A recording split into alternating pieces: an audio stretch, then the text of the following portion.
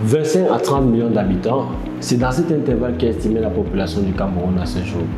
Selon les recommandations de la FAO, un individu pour être en santé doit consommer en moyenne 20,5 kg de poisson par an. Un calcul simple fait sur la base de 25 millions d'habitants donne un état en termes de besoin de consommation de près de 500 000 tonnes de poisson par an. Ces chiffres seront d'ailleurs validés par le MINEPIA dans un rapport publié en 2019.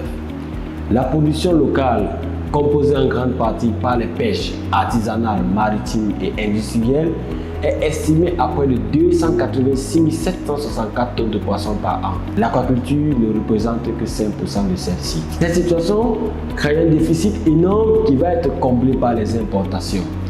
En 2020, le poisson est derrière le carburant et le riz, troisième produit d'importation au Cameroun, pour une enveloppe estimée à 137,6 milliards de francs CFA. Cette situation est inconfortable pour plus d'un quand on sait que le pays dispose de nombreux atouts pour booster sa production locale.